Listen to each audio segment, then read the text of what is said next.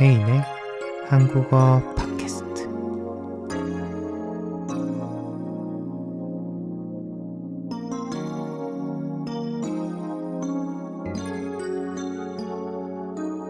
안녕하세요. 여러분들은 지금 혜인의 26번째 한국어 팟캐스트를 듣고 있습니다. 네, 오늘은 한국인도 너무 어려워하는, 잘 못하는 한국어 발음에 대해서 이야기를 해볼까 합니다. 제가 몇 주 전에 사투리라는 컨텐츠를 올렸었는데 생각보다 많은 분들이 관심을 주셨어요. 오늘은 한국인들도 잘 안 되는 한국어 발음에 대해서 이야기를 해볼 텐데 여러분들이 직접 듣고 한국어 발음이 얼마나 어려운지 또 얼마나 재밌는지 한번 느껴보셨으면 좋겠습니다. 공부가 아닌 한국어에 대한 매력을 이야기하는 주제인 만큼 부담 갖지 않고 오늘도 끝까지 팟캐스트 고정해주세요.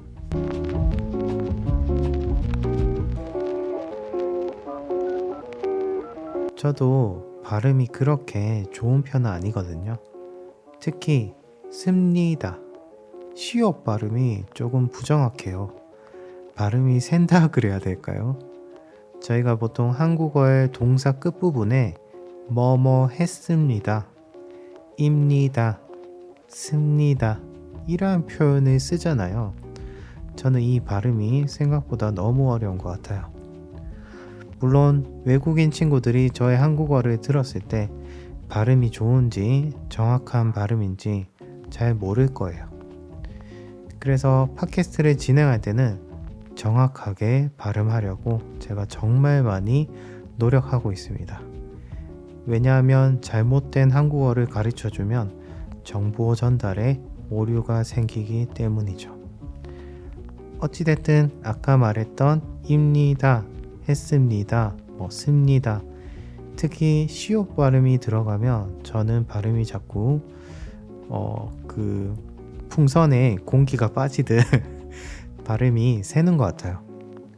쌍절곤, 경찰청, 철창살 이런 재밌는 한국어 발음들이 있는데도 한국인들도 발음이 잘 안 될 때가 많아요. 그래서 어떤 외국인 친구는 발음이 어려워서 한국어를 공부하기 자신감이 떨어져요 이러는데 막상 한국인들도 잘하지 못하는 것이 한국어의 발음입니다. 그래서 가끔 발음에 대한 수업을 할 때 잿말놀이라고 쉽게 말해 어려운 발음의 문장을 빠르게 말하는 연습을 하기도 하는데요. 이 문장들은 발음에 대한 단점이 있지만 굳이 못해도 된다는 것이 큰 장점입니다. 저 혜인이도 한번 해볼게요. 가장 쉬운 것부터. 테스트 1. 경찰청 창살은 왜 철창살이고 검찰청 창살은 쌍철창살이다. 근데 방금 제가 좀 천천히 발음을 했는데 빠르게 하면 되게 못하거든요. 저도. 경찰청 창살은 외철 창살이고 검찰청 창살은 쌍철 창살이다. 저도 모르게 잘 되는 것 같아요. 아닌가? 뭔가 잘한 것 같은 느낌인데요. 하여튼 빠르게 이러한 문장들을 연습하는 것도 좋은 것 같아요. 근데 아까 전에 혼자 연습해 봤거든요. 제가 팟캐스트 하기 전에. 그때는 잘 못했는데 지금은 생각보다 잘 되는 것 같습니다.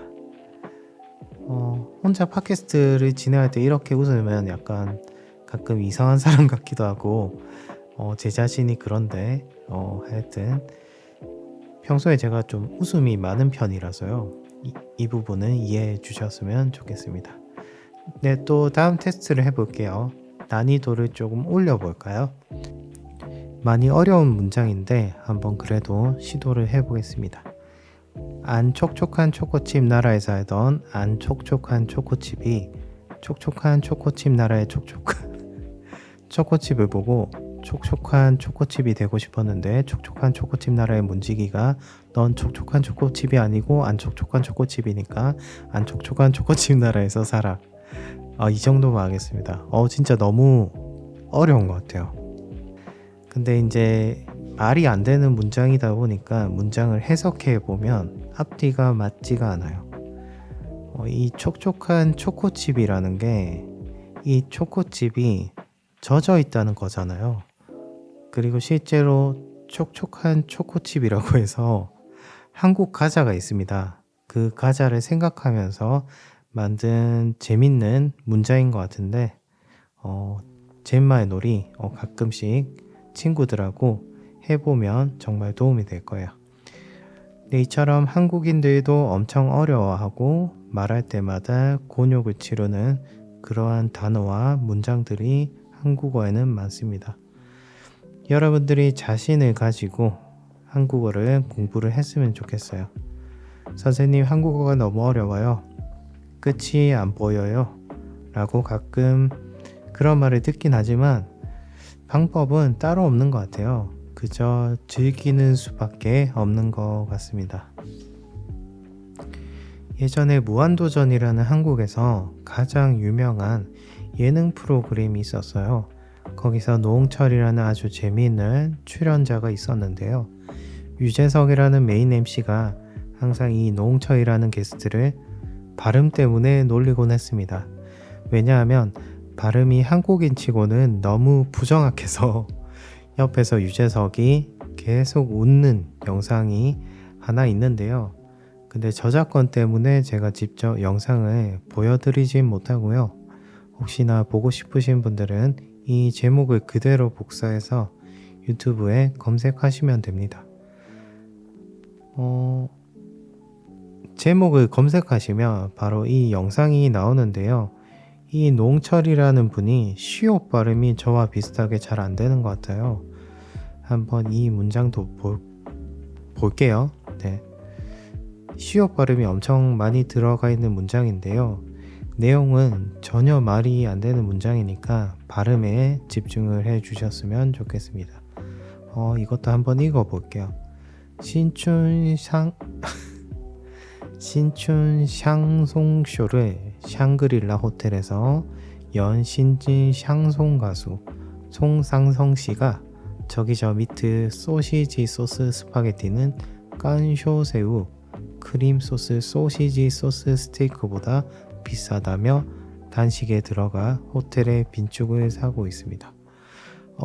처음에 조금 실수했지만 제가 생각하기에는 잘한 것 같은데요.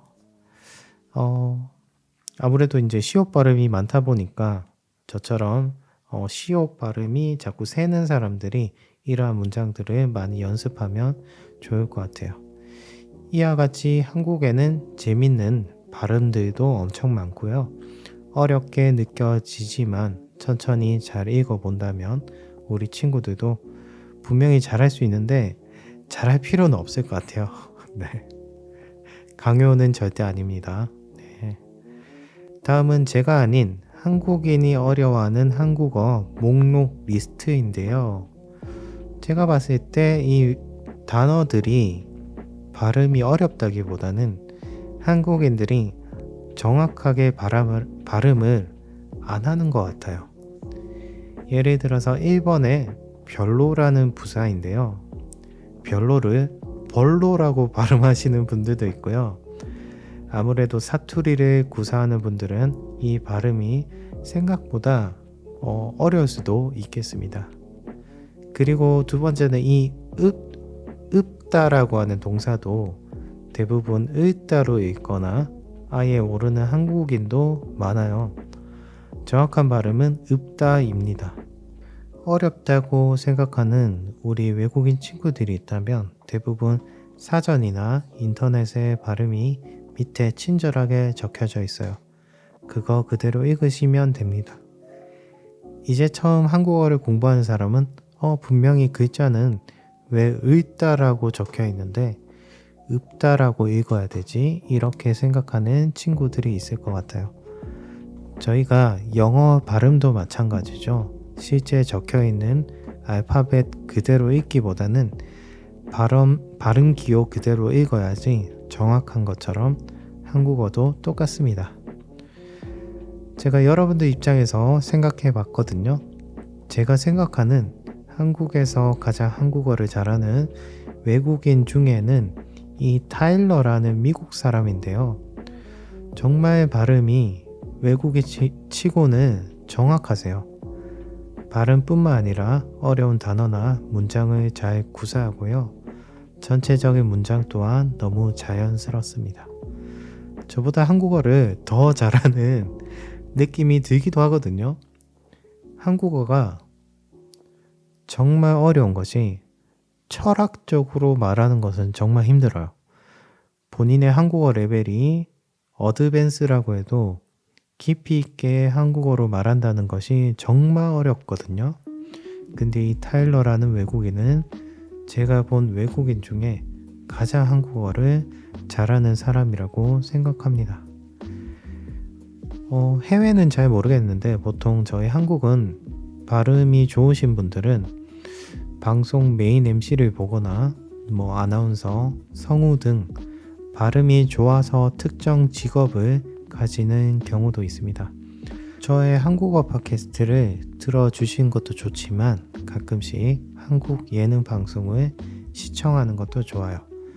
제가 몇 가지 방송을 추천드린다기보다는 어떠한 특정 인물을 추천드린다면 더 좋을 것 같습니다. 방금 언급했던 유재석이라는 코미디언, 이분이 한국어 딕션이 엄청 훌륭해요. 이분이 진행하시는 모든 방송들이 너무 재밌고 가볍게 보기에 정말 좋습니다. 근데 한국어를 처음 배우는 초보자들에게는 조금 말하는 속도가 빠를 수도 있어요. 그리고 앞서 언급했던 타일러라는 외국인의 딕션도 외국인인데도 불구하고 한국어 발음이 딕션이 매우 훌륭합니다. 마지막으로 이동진이라는 영화 평론가인데요. 제가 정말 좋아하는 분이에요. 연예인은 아니지만 해외, 한국 가릴 것 없이 영화를 심도 있게 평론하고 인터뷰하고 또 영화를 잘 소개하는 팟캐스트로 유명합니다. 역시나 발음이 정확하고 특히 고급스러운 단어를 많이 구사할 줄 아세요. 그래서 저도 팟캐스트를 진행할 때 이 평론가님처럼 잔잔하고 아주 고급지게 진행을 하고 싶어서 가끔씩 모니터링을 하곤 합니다. 그래서 나는 인터미디어에서 조금 더 레벨을 올리고 싶다.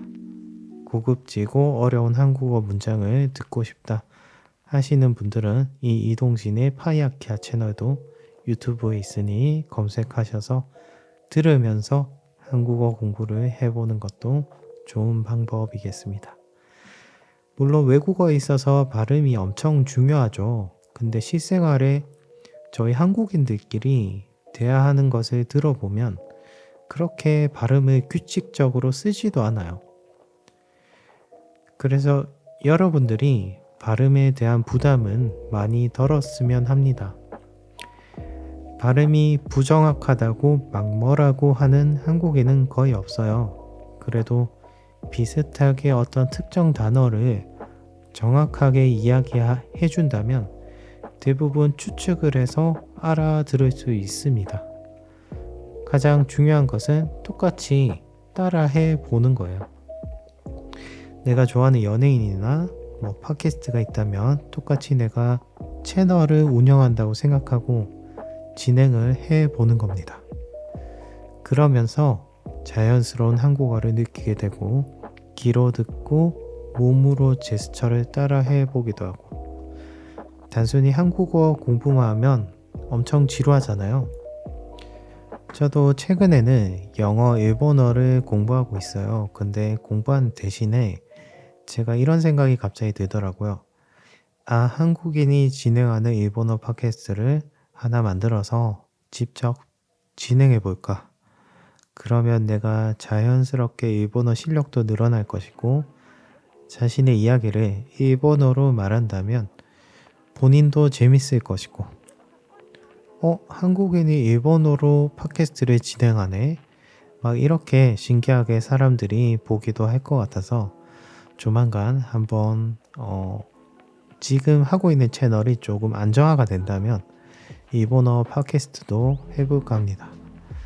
근데 좀 걱정되는 것은 제가 일본 원어민이 아니기 때문에 자칫 일본어가 너무 어색하게 들리면 일본인들이 조금 거부감을 느끼게 될까봐 그 부분이 살짝 걸리는데요.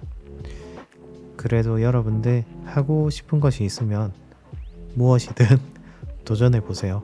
갑자기 뜬금없는데 저도 처음에 이 해인의 팟캐스트를 시작할 때 조회수가 뭐 10, 20 이 정도만 봐준다고 해도 너무 감사하겠다 생각했는데 그래도 나름 제가 생각했던 것보다 조회수가 많이 나오거든요. 아직 많이 부족하지만 그래서 더 재미있고 신선한 주제의 한국어 팟캐스트를 진행하는 것을 목표로 하고 있습니다. 추후에 여유가 된다면 얼굴 공개도 할 생각이에요.